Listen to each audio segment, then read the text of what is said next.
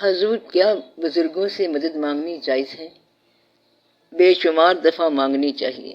آپ D C سے مدد مانگنے کو تیار ہو جاتے ہیں، ڈپٹی کمشنر کوئی بزرگ تو نہیں ہے۔ میں نے آپ کے ہاتھ سے 1000 بار درخواستیں لکھی دیکھی ہیں۔ چھوٹے چھوٹے کاموں کے لیے آپ لوگوں سے مدد مانگتے رہتے ہو، تو قدم قدم پر آپ لوگوں سے مانگتے چلے جا رہے ہیں اور بزرگوں سے نہیں مانگتے۔ بزرگوں سے پہلے مانگو اور ضرور مانگو۔ حضور، کیا ان سے مانگنا جائز ہے؟ بالکل جائز ہے۔ میں تو یہ بتا رہا ہوں کہ آپ لوگ غیر مسلموں سے مدد مانگتے رہتے ہو، اور اگر بزرگ زندہ ملے تو اس سے بھی مانگو کہ خدا کا واسطہ ہے ہمیں کچھ دو۔ بزرگوں سے کس طرح مانگیں، اس سلسلے میں وضاحت فرما دیں۔ یہ سارے بزرگ ایک ہی بزرگ ہوتے ہیں۔ اگر آپ نے پانی پینا ہے تو تالاب کا پی لو، سمندر کا پی لو، دریا کا پی لو، بارش کا پی لو یا ٹیوب ویل کا پی لو، آپ نے پینا ہی ہے۔ ہر جگہ پر رحمت کے بادل ہیں، وہ جہاں ہوں یہ اللہ کی رحمت ہے۔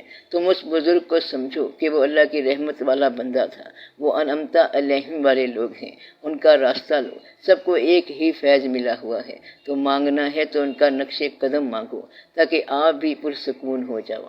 آج علم زیادہ ہو گیا ہے اور عمل کم ہو گیا ہے۔ اللہ سے یہ دعا مانگو کہ ہمیں اتنا علم دینا جتنا ہم عمل میں لا سکیں، ورنہ اس شخص کا وقت ضائع ہو جائے گا۔ جیسا میں نے پہلے بتایا ہے کہ زندگی مختصر ہے، اس میں نیند بھی ہے، غفلت بھی ہے، بیداری بھی ہے اور کام بھی ہے۔ اتنا علم حاصل کرو جتنا عمل میں آ جائے، بس آپ کی بخشش کی گارنٹی ہو جائے۔ یہ دعا بھی کرنی چاہیے کہ آپ کوئی جلوہ دیکھ لیں۔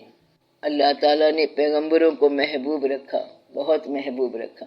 درود و سلام اللہ تعالیٰ خود آپ صلی اللہ علیہ وآلہ وسلم پر بھیجتا رہا اور فرشتوں سے بھجواتا رہا، اور اپنے محبوبوں کو تکلیف میں بھی رکھا۔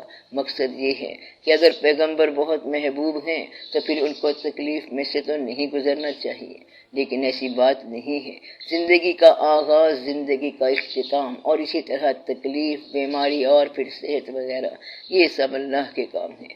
اللہ تعالیٰ ان تمام محبتوں کے باوجود اس طرح بہیو کر سکتا ہے۔ آپ کو اگر کسی سے محبت ہو تو آپ صرف اس کو زندہ رکھیں گے اور باقیوں کو مار دیں گے۔ اللہ تعالیٰ کے زندہ رکھنے کے اور ہی طریقے ہیں۔ وہ اپنے محبوب صلی اللہ علیہ وآلہ وسلم کو دلوں میں زندہ رکھتا ہے اور بڑے حساب کے ساتھ زندہ رکھتا ہے۔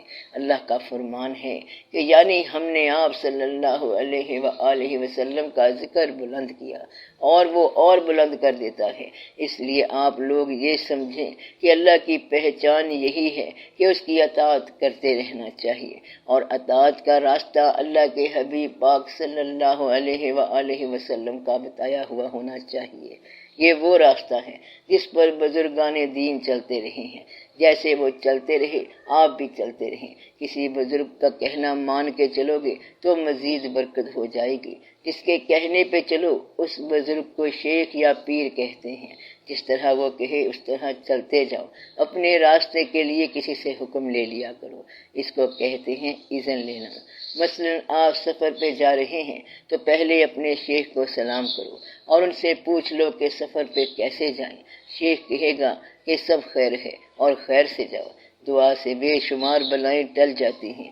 اس لیے کہتے ہیں کہ بزرگوں کی زبان سے اپنے لیے اچھے الفاظ نکلوا لیا کرو، اس سے برکت ہو جاتی ہے۔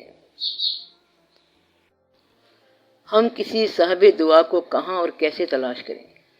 دعا کرنے والے آپ کے لیے دعا کرتے ہیں اور آپ کے لیے دعا کرتے رہیں گے۔